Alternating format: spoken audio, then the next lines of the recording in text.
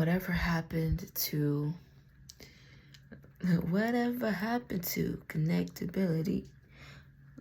The milkman, the paperboy. Like, and I don't even know what the next line is. But for real, like, whatever happened to that? Man, just realizing they used to deliver milk and glass. I'm pretty sure they still do that in Europe. But they used to deliver milk in glass containers to people's door. Wow, that's crazy. And now they have milk in bags. Anyways, in Europe, it's very popular. In Canada, I think, where you can buy milk in bags. Like, it's crazy. But it's just like whatever happened to that connectedness. Like, the holidays don't even have that high vibrational, loving, godly energy anymore. I mean, if you watch if you take a trip through time, it does. If you watch certain films or listen to certain songs by certain artists, like, I'm pretty sure Frank Sinatra's, his energy is just beautiful anyways. He made like a Christmas song, a few Christmas songs. Of course, you'll feel that energy through that portal. But this day and age, it's just, we get caught up in consumerism. And it's just like, what happened to the small, tiny things? I feel like I should be writing this. I'm going to write this. I really want to do my blog and a vlog. I want to do both of those. But I can't do my vlog until I get a camera, a real camera. And do my travel vlogs again. And it's just like, so I'm gonna make this short on here, and everything else I'm probably gonna scribe. But that we don't set the tables anymore. Like, I see we have microwave dinners kicked off in the 50s, microwavables. And that's when women started, women got their rights in the 50s, right? Equal rights, right? And now women started working 9 to 5s in what, the 70s? So it's just like, now we're getting in this go energy, gotta go, get. We lose the mindfulness. And you know what? Willow Smith made a post, and guess we're synced, right? She made a post not too long ago on her Instagram about connectiveness and wearing shoes, and how wearing shoes protects us from like stepping on something sharp, and it was more dangerous being barefoot in like the rainforest. But how they were just more connected. That was the connectedness, and we were more mindful where we were stepping, more mindful of our connection, and that we're never disconnected. And now shoes, it blocks our connection, even though we are technically safer. Cities keep you safe, right? From the jungle, from the wild animals, when the wild animals are actually really very beautifully chill. Like, they're not going to attack you unless they're hunting and they're hungry, and they're very intelligent. They're not just going to just attack. Like, they're not going to attack children usually if they have their own cubs. It depends on the animal. But not to get too sidetracked, but unless they feel threatened or they're hungry, they're not just savage. Like, it's just people don't even really understand the connection with nature and actual wilderness and what real wilderness means.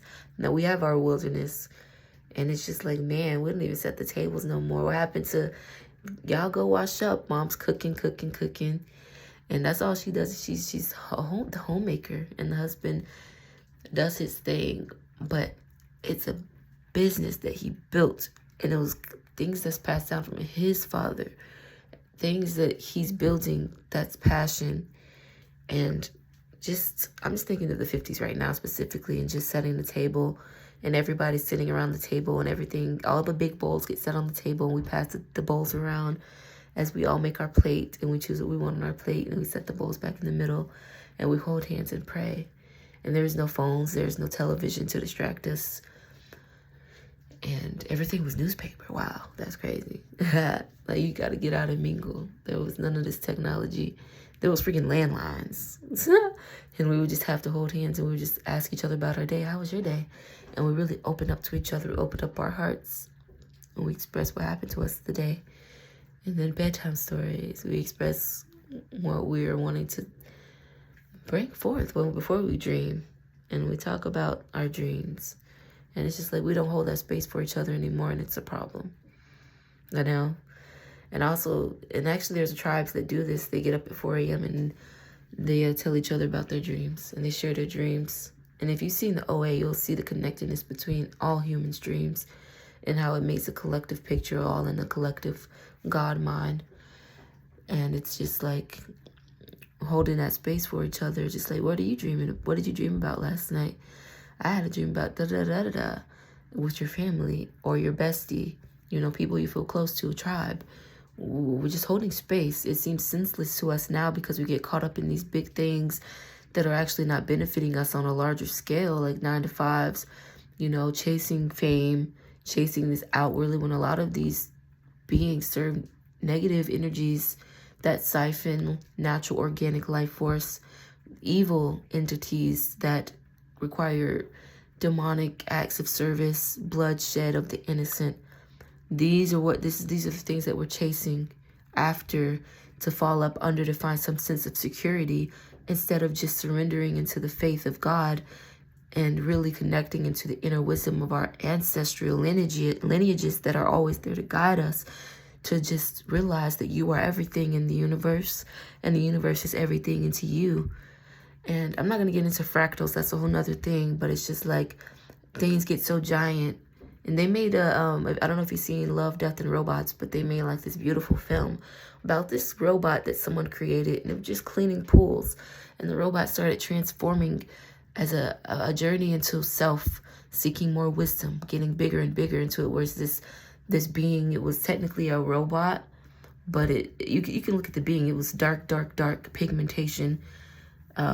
It was basically a robot that transcended from cleaning pools into traveling the universe, looking for knowledge, and making these giant murals of just like pools, and just making them bigger and bigger and bigger, and making lots of money, doing large shows. And it was really this cosmic being, this cosmic light being that was really from a robot. And it's just like, and that goes into AI and what the artificial grid of actual organic light beings of the planet, and different planetary systems and war. I mean, that's a whole nother subject of wars and planetary systems and warring tribes and energetic exchange. And anyways, that's a whole nother thing. But this light being and entities. Anyways, gosh, it's always the entities, isn't it? And the hijacking of the external realms, and being disillusioned and tricked out of your own power. And they take your power, they study it, they flip it, they use it against you, they invert it to use it, because that's the only way they can use it against you, right? But you're just everything. And like, it's just like, and they put it right in the movie. This is nothing new. You're watching it, you're going to the movies, and you're getting that buttered popcorn and laughing at it. But like, that's real life. It's all just real life. And it goes into astrology. It's all like placements in the stars that we live out, not only in film, but in real life. I follow this lady. She goes deep into it. But it's just like, what happened to connectability? Just the small things, the interconnectedness, you have to go to the printing press to get your story printed out, and you have to go hand it out around town, doorstep to doorstep, for people to know about it. You have to go to Congress, the Congress Hall that was made brick by brick, the Congress Hall, to meet up with everybody, to have giant meetings. You can't go to Facebook or Instagram Live. And just the infiltration through technologies, not just the organic technology, but this technology that's not organic, because it can burn in the sunlight. When I'm a light being, I eat the sun. The sun would eat this shit up. You know what I mean?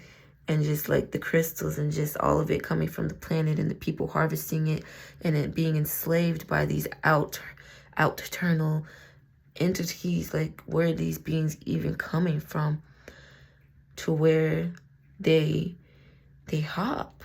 I just see body hopping, body snatching shit, like genetic bloodlines and DNA, and just splicing of the entire planetary grid.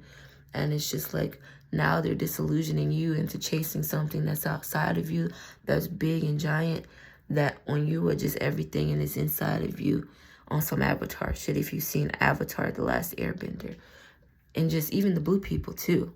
that shit. We're like, those stars don't belong in our skies. We don't even know how to read the stars no more, to read the sky, to see that the real time and not the time on the clock is just, well, I want to go back to setting the table. Shit, that might be a poem. I want to go back to setting the table. To locking hand in hand and praying together. So holding that space, to us it seems senseless now. Like, girl, what are you talking about? It's midnight and you want to talk about your feelings? Girl, go to sleep. Like, that's the energy we get. And I made a video about this with time and energetic exchange. And it's just like making the things that really matter a side hustle, a side problem, a side thing, something, a side piece, something that gets tossed to the side and overlooked. Like, I'll just get back to my inner child later. I don't have time to cater to the inner child when the inner child is what's creating the world. And it's I always like to go back to films. There was this Mr. Nobody, crazy mind-boggling film called Mr. Nobody. Guy skipping timeline, seeing the future, and then it just shows you like the middle path, him not being able to choose, and it's just like this giant child knocking things over and playing, and then you zoom out, it's actually the guy's life, and it's just the kid playing, and it's just like the kid is everything. That's the wisdom. And like the best moments that we have, what everybody ends up chasing again is just the inner child. And you see all these celebrities with all this money, they do all the fun shit because, like, bro, what the inner child wants is fun and play. And that is why we're here. We create through the universal womb to just play. And I'm bringing it back to that. That is what I'm bringing it back to. And that is what Gaia, that is the planet, her heart is just all calling us back to that. And once you remember that child, that courteousness, that graciousness, that courage, that fearlessness, they don't fear the fall. And I was just realizing when I'm skating, I'm like, I was just like, I know if I hit a certain speed, and that's the whole thing. We reach a certain level of intelligence within the mind space that we end up creating certain fears around just experiencing life organically and realizing that is the wisdom. And we don't even need all these books really, because the wisdom isn't. I feel like grimoires are important, don't get me wrong, and memoirs for your lineage, but it's like, and oh my gosh, and that's the whole fucking thing about the Vatican and all this other stuff. And it's just like, I don't even know why I said that name, but anyways, whatever, because they know what it is. They study you. They already know. They have your whole chart. They have your whole everything. Like, they already know who you are. So it's just like, when are you gonna know who you are? And it's just like this universal test of beings that play these roles.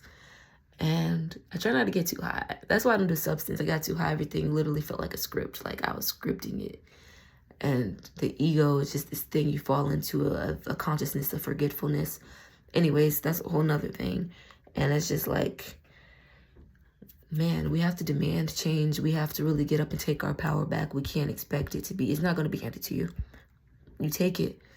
And it starts within your internal realms. And you're connected, realizing your connectedness to everything, to the planet, to the womb, to God. I just see all those things as one. They're not separate. They're all the same thing. To Source, which is the planet. Source is the planet. The Great Spirit is the planet. And the Source, the planet, Great Spirit, all of that. The Source of creation is a Black woman. The Black woman is expression, extension of the planet, of Source, a creation.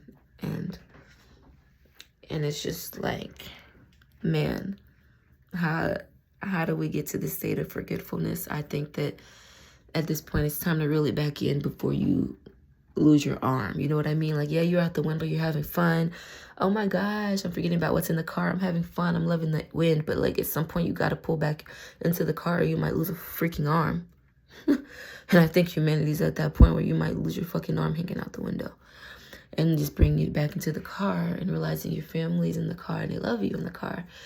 And yeah, and it's just like, man, getting so big into that adult consciousness, like, oh, I'm mature, I'm adult, I'm smarter than you, little child.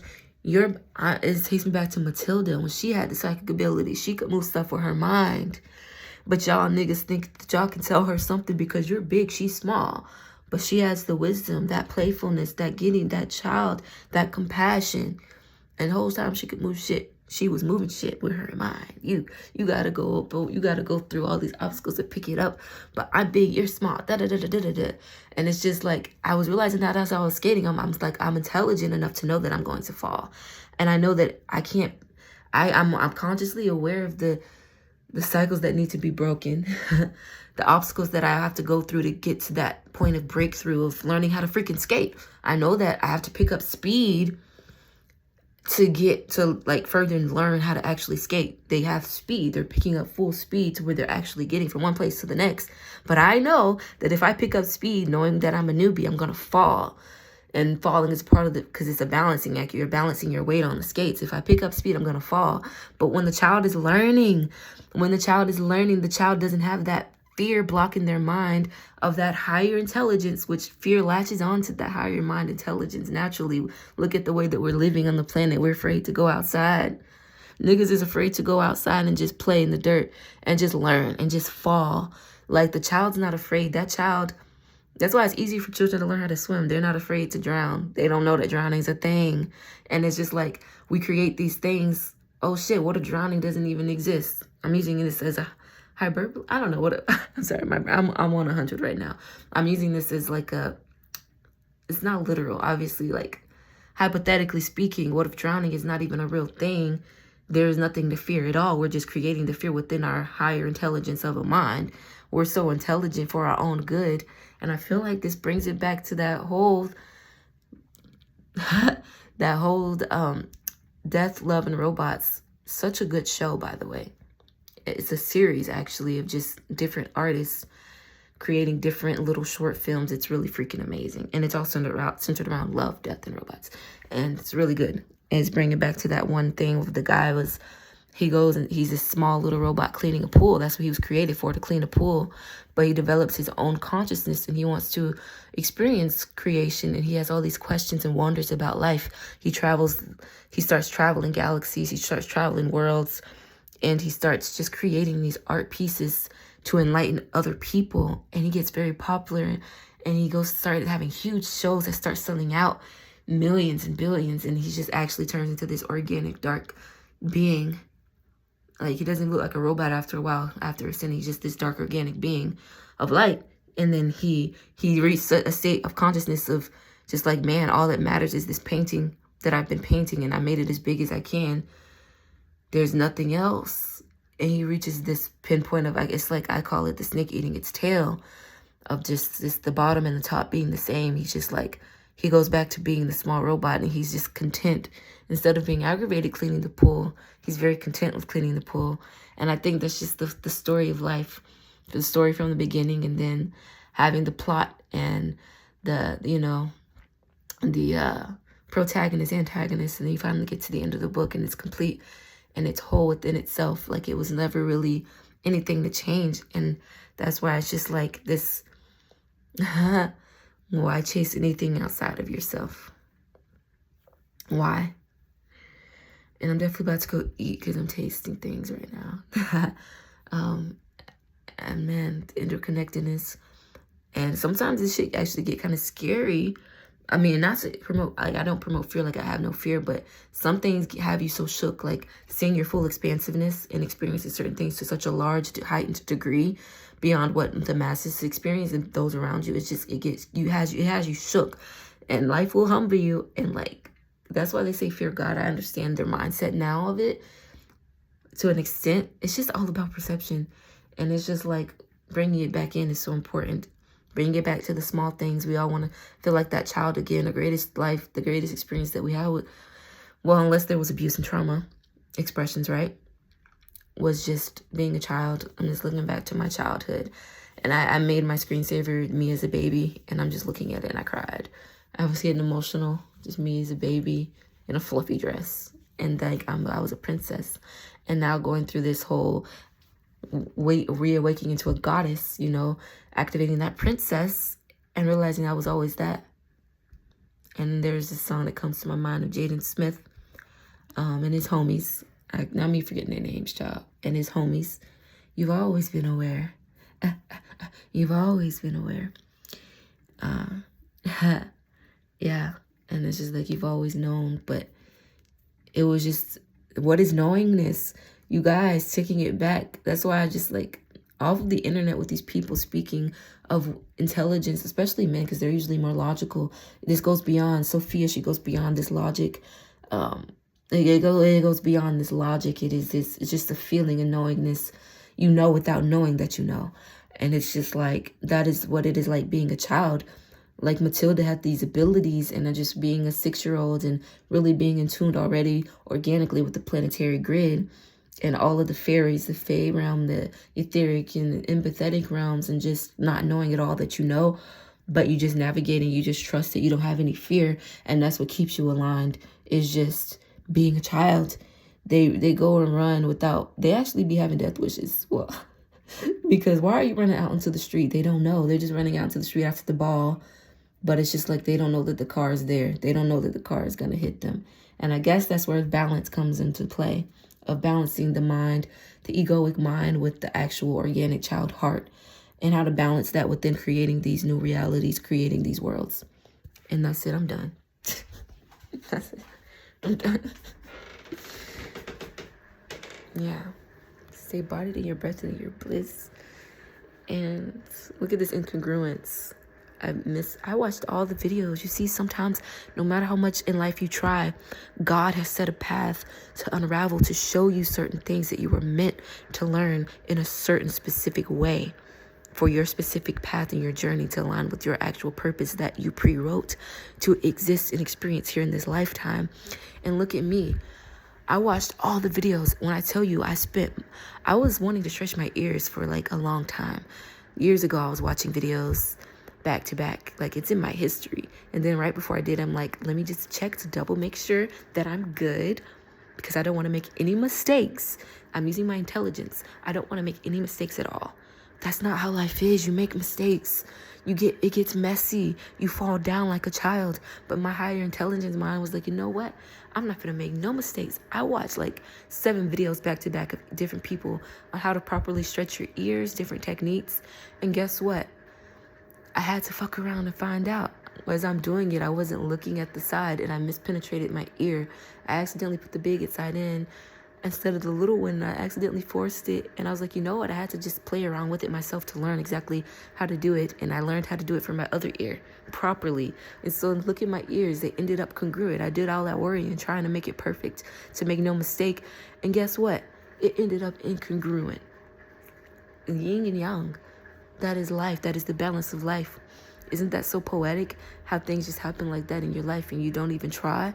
That's why you just surrendering unto God and unto the universe, and knowing that the universe is, you're co-creating with the universe and all these star beings, star systems, the star beings, living, breathing, brothers and sisters of the cosmos. They're there to support you, and they have your best interests at heart. And they're just waiting for you to like get those realizations of the Rubik's Cube of this reality of life, of creation, to realize that you are player ready. All the films are about you. They're just putting it right in front of you, and it's just funny. And I want to go to the movies. I want to go see Moana too. It's been a while since I've been to the movies, and they have the best popcorn. But anyways, it's just pleasure and fun and play. And it's just so funny how no matter how hard I try, she needed time to heal. And that was a lesson of me that you can't mispenetrate her. She needed time to just heal, and I had to speak love and affirmations to my earlobes, y'all. And massaging your ears are actually super important to well-being, I feel, because of the meridians and pulling on them. And I had to learn. Those were the lessons that I learned. Nobody could tell me it. I couldn't learn through watching someone else on a screen. I couldn't learn through, hey, please tell me all of these things so I can avoid life. What? Nah, nigga, you are the yogi. The child is the wisdom. The child is the ancient one. They have all the knowledge and the wisdom. Just look at them and you learn from them. You learn from the children and the animals, and you just study nature, and you just learn that you have to just experience it. You really have to fuck around and find out. Like, you just have to experience it to learn. And through that learning from experience, that is the wisdom. And now I couldn't rush her I stretched this one up, but this one is still at a stage below, and that's okay because she needs some time to heal. And they were incongruent no matter how hard I tried to make it perfect. And that's life. And see about it in your breath, it in your bliss. We came to play. It's time to have fun, children of the sun, and realize who you're Mercury. Let me stop. Bringing it back to the mother. and really assessing those mother and father wounds, because feminine masculine energy is the Tao and it's creation of all the universe. And it's so important to confront those psychological wounds, your mental, your physical, your spiritual, emotional state, and just syncing all that up and realizing how powerful you are and how magnetic and magical it gets. And that's when it gets fun and we create heaven on earth. And that's the goal. Bow, bow.